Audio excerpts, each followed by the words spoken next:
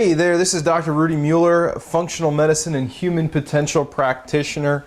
Just wanted to do a quick video. I've been getting a lot of questions from the Forget Weight Loss Forever project from people wanting to know whether or not they can figure out if the thyroid is contributing to their fatigue, their sluggishness, their weight gain, or their difficulty losing weight. So what I'd like to do is take a moment and talk to you directly and kind of show you exactly the process that I go through with clients and patients to educate and then to determine whether or not the thyroid is a contributing factor, and then also how do we address it. So what I'm going to do is I'm going to draw a little diagram here for you.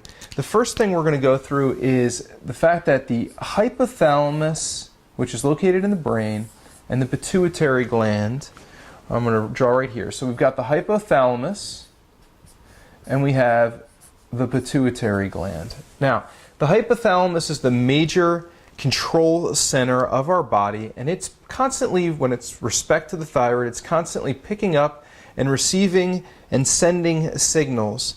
Now, with the hypothalamus, it's registering whether or not there's sufficient level of thyroid hormone in the blood. If there is not, if there's an insufficiency, it will send a signal to the pituitary gland to take action. And the pituitary gland, what it will do is it will send out something called thyroid stimulating hormone.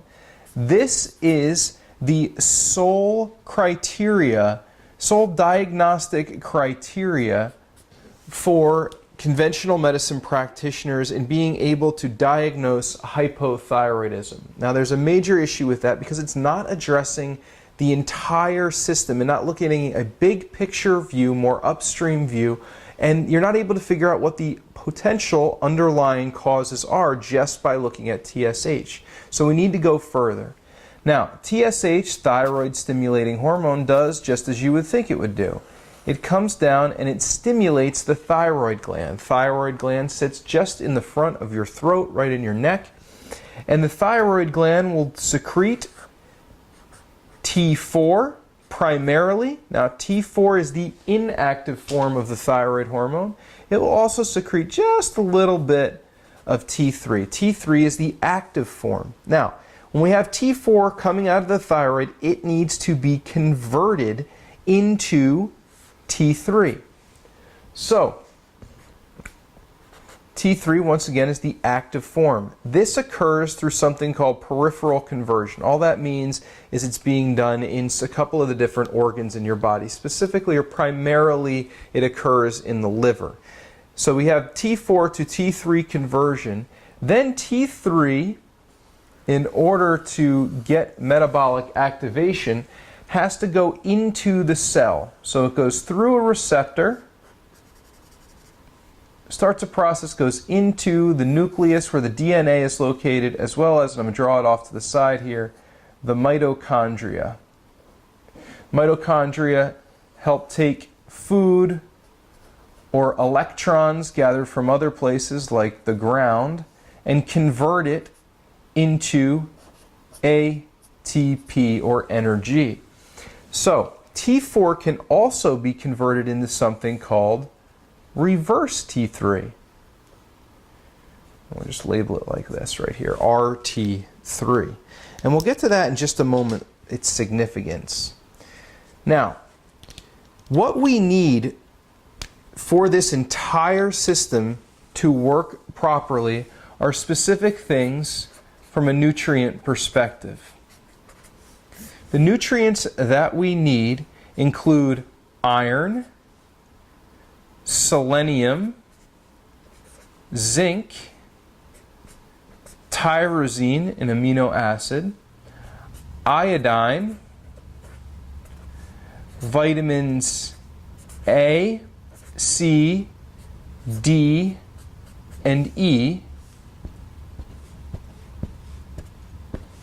as well as vitamins B2, 3, and 6. Now, we need these nutrients in order to have proper production of T4 hormone. In order to convert T4 to T3, we need these two right here, selenium and zinc. So we'll write selenium and zinc. In order for T3 to enter into the cell, we need vitamin A, we need exercise, we need zinc, and we need a healthy cell membrane, which comes from healthy fatty acids or fats. Now, the difficult part is that there are some things that can block proper production of T4 or can promote conversion of T4 to reverse T3. What I want to do is just focus in real quickly on the difference between T3 and reverse T3. We know the difference between T4 and T3. T4 is the inactive form, T3 is the active form. Reverse T3 blocks the binding site and makes it impossible for T3 to enter into the cell. And the analogy that I like to use for this is if you think of a socket, when you plug in a device, an electronic, into the outlet and the electricity is running well, the device will turn on, the lamp will turn on. That is T3. Reverse T3 would be like taking one of those child protector covers and putting it into the socket, blocking the plug from being able to be inserted into the socket. Therefore, it blocks the ability of the entire metabolic process with inside the cell to be activated. So that is the equivalent for reverse T3. Okay? Now this production right here can be amplified by some things. So let's get into that, and we'll do that right here. So the things that can block production of thyroid hormone or cause an increase in conversion of T4 to reverse T3 are the following: stress, trauma, infection,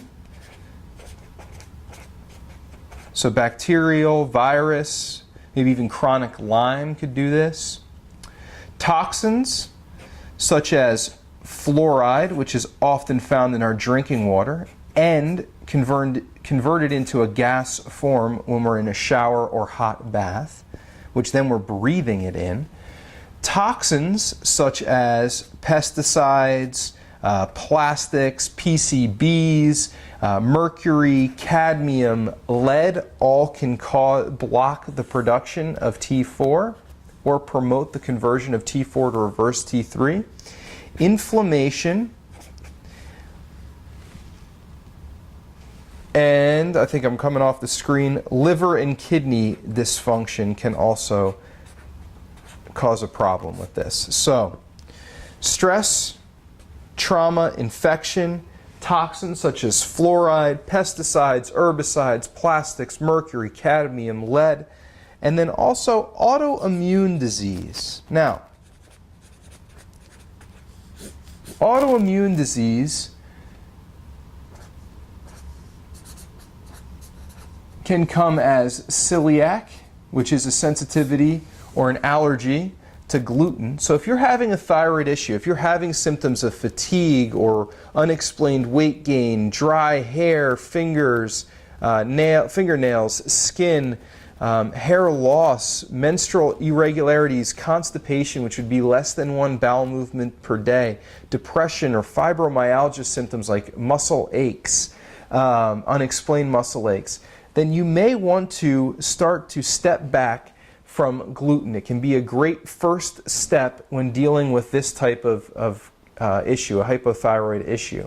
Now, when from an autoimmune marker standpoint, and we'll get into testing here in just a minute, but we need to look at thyroid peroxidase antibodies as well as antithyroglobulin antibodies. What these things can do is they can actually attach and attack the thyroid gland, and taking out some of it to decrease the actual production or slow the process here that we've talked about.